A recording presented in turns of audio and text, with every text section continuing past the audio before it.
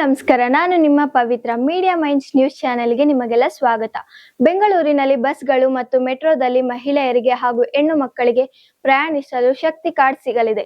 ನಗರದ ಮಹಿಳೆ ಪ್ರಯಾಣಿಕರಿಗೆ ಪ್ರಮುಖ ಅನುಕೂಲತೆ ಸಿಗಲಿದೆ. ನಗರದ ಬಸ್ಗಳು ಹಾಗೂ ಮೆಟ್ರೋ ಎರಡರಲ್ಲಿ ಬಳಸಲಾಗುವಂತಹ ಒಂದೇ ಸ್ಮಾರ್ಟ್ ಮೊಬೈಲ್ ಟು ಕಾರ್ಡ್ ಅನ್ನು ರಾಜ್ಯ ಸರ್ಕಾರವು ಶಕ್ತಿ ಯೋಜನೆಯ ಅಡಿಯಲ್ಲಿ ಬಿಡುಗಡೆ ಮಾಡಲು ಸಿದ್ಧತೆ ಮಾಡುತ್ತಿದೆ. ಇದು ರಾಜ್ಯದ ಬಸ್ಗಳಲ್ಲಿ ಹಾಗೂ ಮೆಟ್ರೋದಲ್ಲಿ ಸುಲಭವಾಗಿ ಪ್ರಯಾಣಿಸಲು ಸಹಕರಿಸುತ್ತದೆ. ಪ್ರಸ್ತುತ ಪ್ರಯಾಣಿಸಲು ಆಧಾರ್ ಕಾರ್ಡ್ಗಳನ್ನು ಬಳಸಲಾಗುತ್ತಿತ್ತು. ಅದರಿಂದ ಬಹಳಷ್ಟು ಸಮಸ್ಯೆಗಳು ಎದುರಾಗುತ್ತಿವೆ. ಉದಾಹರಣೆಗೆ ಬೆಂಗಳೂರಿನಲ್ಲಿ ನಡೆದ ಒಂದು ಘಟನೆ. ಈ ಶಕ್ತಿ ಯೋಜನೆ ಅಡಿಯಲ್ಲಿ ರಾಜ್ಯದ ಮಹಿಳೆಯರು ಮತ್ತು ಹೆಣ್ಣು ಮಕ್ಕಳು ಮಾತ್ರ ಯಾವುದೇ ರೀತಿಯಾದ ವಿಳಾಸವಿರುವ ಆಧಾರ್ಗಳನ್ನು ತೋರಿಸಿ ಬಸ್ಗಳಲ್ಲಿ ಪ್ರಯಾಣಿಸಬಹುದಾಗಿತ್ತು. ಆದರೆ ಎಷ್ಟೋ ಹುಡುಗರು ಬೇರೆ ರಾಜ್ಯದ ಮಹಿಳೆಯರು ಬುರ್ಖಾಗಳನ್ನು ಧರಿಸಿ ಪ್ರಯಾಣಿಸುತ್ತಿದ್ದಾರೆ. ಇದರಿಂದ ಸರ್ಕಾರಕ್ಕೆ ಆರ್ಥಿಕವಾಗಿ ನಷ್ಟವಾಗುತ್ತದೆ. ಇದೇ ಕಾರಣದಿಂದಾಗಿ ಈ ಸಮಸ್ಯೆಯನ್ನು ನಿವಾರಿಸಲು ಸ್ಮಾರ್ಟ್ ಕಾರ್ಡ್ ಅನ್ನು ಜಾರಿಗೆ ತರಲಾಯಿತು. ಶಕ್ತಿ ಯೋಜನೆ ಅಡಿ ಉಚಿತ ಬಸ್ ಪ್ರಯಾಣವನ್ನು ಹಾಗೂ ಮೆಟ್ರೋ ರೈಲು ಪ್ರಯಾಣಗಳಿಗೆ ಸಂಗ್ರಹಿತ ಮೌಲ್ಯದ ಕಾರ್ಡ್ ಅನ್ನು ನೀಡಲಾಗುತ್ತಿದೆ.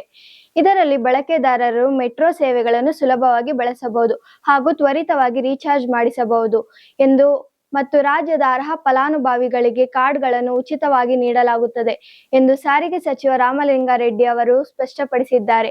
ಈಗಾಗಲೇ ಈ ಯೋಜನೆಯು ನಮ್ಮ ರಾಜ್ಯದಲ್ಲಿ ಅಲ್ಲದೆ ಬೇರೆ ರಾಜ್ಯದ ಸಾರಿಗೆ ನಿಗಮಗಳಲ್ಲೂ ಕಾರ್ಯನಿರ್ವಹಿಸುತ್ತದೆ. 25,000ಕ್ಕೂ ಹೆಚ್ಚು ನಮ್ಮ ರಾಜ್ಯದಲ್ಲಿ ವಾಸಿಸುವ ಮಹಿಳೆಯರಿಗೆ ಉಚಿತ ಪ್ರಯಾಣವನ್ನು ನೀಡಲಾಗುತ್ತದೆ. ಪ್ರತಿದಿನ 75 ಲಕ್ಷಕ್ಕೂ ಹೆಚ್ಚು ಮಹಿಳೆಯರು ಉಚಿತ ಬಸ್ ಪ್ರಯಾಣವನ್ನು ಮಾಡುತ್ತಿದ್ದಾರೆ. ಬೆಂಗಳೂರಿನಲ್ಲಿ ಮಾತ್ರ ಪ್ರತಿದಿನ 22ರಿಂದ 24 ಲಕ್ಷ ಮಹಿಳೆಯರು ಉಚಿತ ಬಸ್ ಸೌಲಭ್ಯವನ್ನು ಬಳಸುತ್ತಿದ್ದಾರೆ. ಕೆಲವರು ನಕಲಿ ಅಥವಾ ಹೊರ ರಾಜ್ಯದ ಕಾರ್ಡ್ಗಳನ್ನು ತೋರಿಸಿ ಕಂಡಕ್ಟರ್ಗಳಿಗೆ ತೊಂದರೆ ನೀಡುವ ಮೂಲಕ ಸರ್ಕಾರಕ್ಕೆ ಆರ್ಥಿಕವಾಗಿ ನಷ್ಟವನ್ನು ತಂದು ಒಡ್ಡುತ್ತಿದ್ದಾರೆ. ಆದರೆ ಈಗ ಆಧಾರ್ ಕಾರ್ಡ್ಗಳನ್ನು ಕಂಡಕ್ಟರ್ಗಳಿಗೆ ತೋರಿಸುವ ಪ್ರಸ್ತುತ ಅಭ್ಯಾಸವನ್ನು ನಿಲ್ಲಿಸಿ ಹೊಸ ಕಾರ್ಡ್ ಅನ್ನು ಬಳಸುವ ನಿರೀಕ್ಷೆ ಇದೆ. ಕಾರ್ಡ್ ಅನ್ನು ಎಲೆಕ್ಟ್ರಾನಿಕ್ ಟಿಕೆಟಿಂಗ್ ಯಂತ್ರಗಳೊಂದಿಗೆ ಸಂಯೋಜಿಸುವ ಮೂಲಕ ಕಂಡಕ್ಟರ್ಗಳನ್ನು ಕಾರ್ಡ್ಗಳನ್ನು ಸ್ವೈಪ್ ಮಾಡುತ್ತಾರೆ. ಅದರಲ್ಲಿ ನಿಖರವಾದ ಪ್ರಯಾಣಿಕರ ಡೇಟಾವನ್ನು ನೋಡಿ ಟಿಕೆಟ್ಗಳನ್ನು ನೀಡಲಾಗುತ್ತದೆ. ಇದರಿಂದ ಆರ್ಥಿಕ ನಷ್ಟವನ್ನು ತಡೆಹಿಡಿಯಬಹುದು ಹಾಗೂ ಜೂನ್ 11, 2023ರಿಂದ ಫೆಬ್ರವರಿ 12, 2026ರವರೆಗೆ ಉಚಿತ ಪ್ರಯಾಣ ಸೌಲಭ್ಯಗಳನ್ನು ಒದಗಿಸಲು 17,313 ಕೋಟಿ ರೂಪಾಯಿಗಳನ್ನು ಖರ್ಚು ಮಾಡಿದೆ ಎಂದು ಹೇಳುತ್ತಾ ಈ ಕಾರ್ಯಕ್ರಮವನ್ನು ಇಲ್ಲಿಗೆ ಮುಕ್ತಾಯಗೊಳಿಸೋಣ.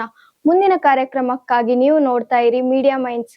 ಇದು ನಿಮ್ಮ ಸುದ್ದಿ. ನಾನು ನಿಮ್ಮ ಪವಿತ್ರ.